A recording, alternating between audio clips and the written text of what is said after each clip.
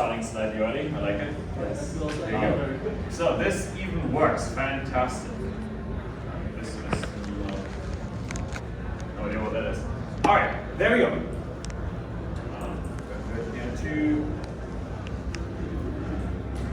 Thank you very much, everyone.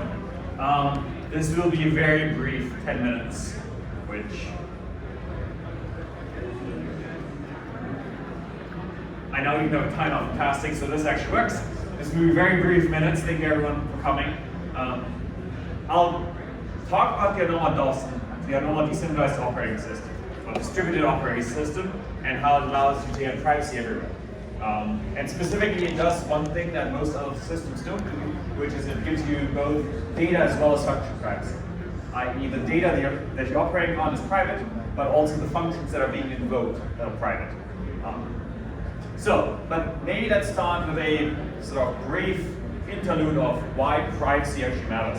And I think this is something that we don't spend enough time on to actually explain to normal people, because I think a lot of normal people always phrase privacy as something like, oh, you would like to do tax avoidance, for example.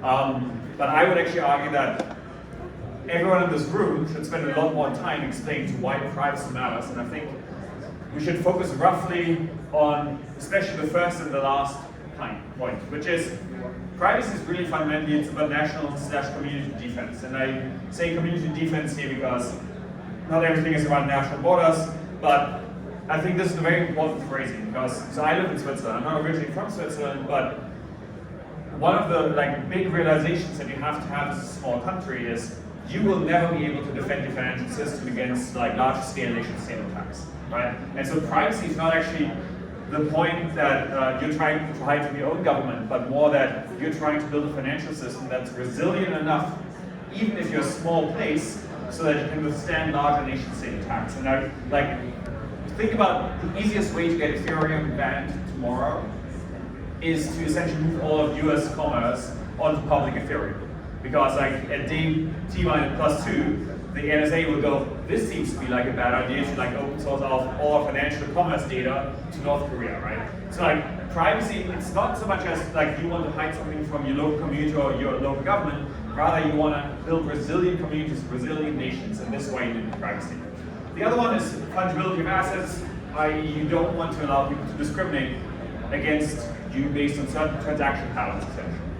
This is actually why Zach and these kind of assets are quite nice because you get full asset fungibility because you can have privacy. And the last one is actually for everyday usage. And I've done this experiment with my parents. Normal people will never use these systems if they can expect that the neighbors will see how much money they're making, whether they've just been to the doctor. It's and I think we should, this is really the phrasing that I'd like everyone to take away from this, of this is how we should start speaking about privacy to normal people, because it's a much more positive phrasing of why this matters in practice.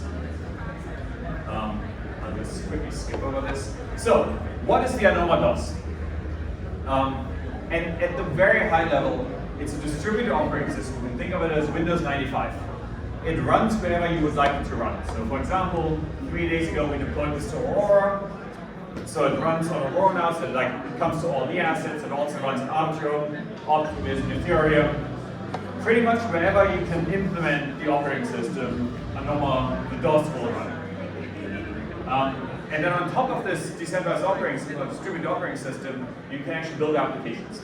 And again, these applications can be as private as you want them to be, or as transparent as you want them to be. Because in the end, it's just one large RISC-0 circuit. It's a large recursive RISC-0 circuit that implements the ANOMA DOS.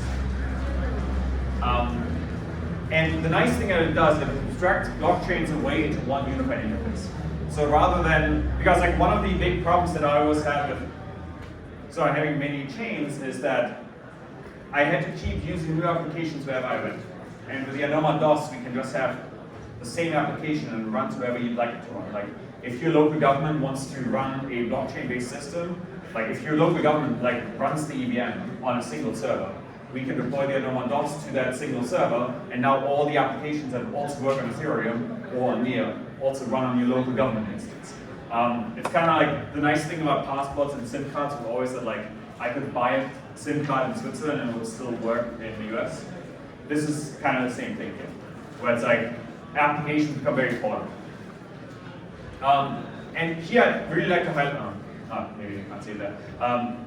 So the ANOMA distributed operating system, its interface is not intermediary, and I think that's very important to understand and make that distinction. It does not change the trust model. If you use the ANOMA DOS on Near, you only trust Near. There's no ANOMA chain you must interact with in order to get access to the applications. Your trust model is fundamentally just wherever the operating system runs. You can really think of this like you pick the underlying hardware that you would like to run Windows 95 on, and then you can go and install Word on your locally running version of Windows 95.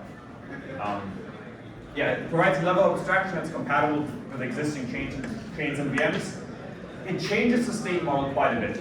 And it does so in order to be A, ZK compatible, and B, make applications way more scalable. So ANOMA actually uses a system called a resource. It's kind of the bridge between the account model that we sort of know from Near and EVM, and the UTXO model that we know from Bitcoin.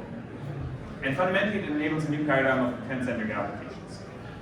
Roughly, this is the application layer stack that you can think of here. So you have underlying hardware, you have some way that all these things get connected, and then you build applications on top. Yeah, and so how do we get actually privacy on Near here? And I would preface this with privacy using ZK, using zero knowledge proofs rather than TEs, which I think we can have a long debate over TEs versus DK, but I'm a much bigger fan of ZK because it provides much better long-term privacy guarantees. So yeah, ANOMA, we deployed this to Aurora 3 or 4 days ago. So now we have the operating system on Aurora. Now we can start deploying applications to it.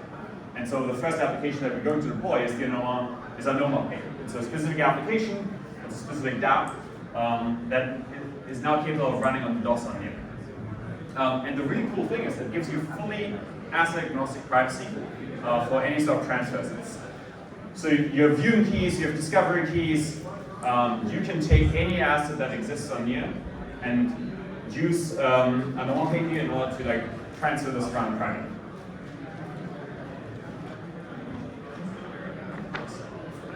So, where are the next steps? Where are we going from here? And maybe I can actually speak a little bit more about how this practically works is that you, so when you deposit funds into ANOMA Pay here on Near, you can deposit some Near, for example, and then they appear in your Merkle tree.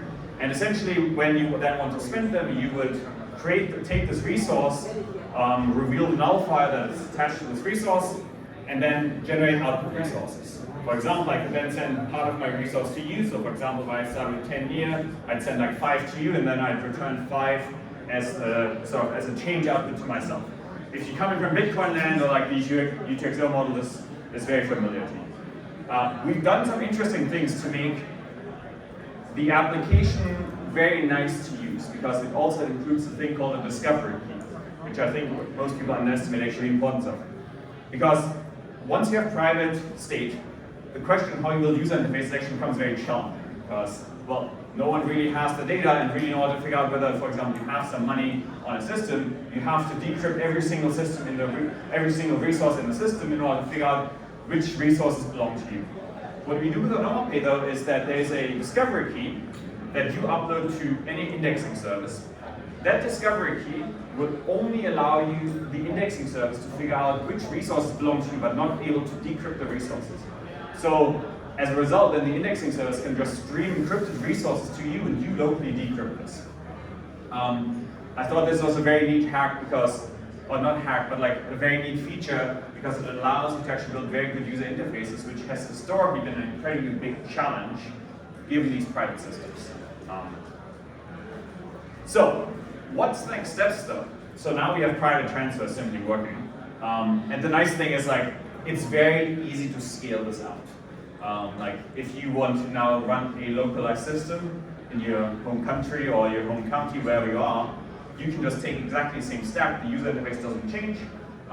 It's the same interface, but now we change the trust model. But from here, we can even go further. We can do fully private trading, because we have near intents now, right? And so you can use ANOMA Pay to drive the cross-chain intents as well as the cross-chain trades. so that you just get fully private training out of the box pretty much, probably in the next 3 or 4 weeks. And I think everyone currently keeps talking about sort of this super app thesis on like, oh, everything is going to be the single big crypto application.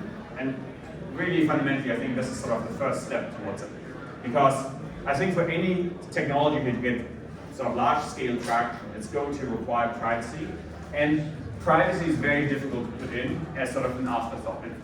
It's essentially impossible to put in as an afterthought. Yeah, this was the very brief introduction to a distributed operating system and how it brings privacy everywhere.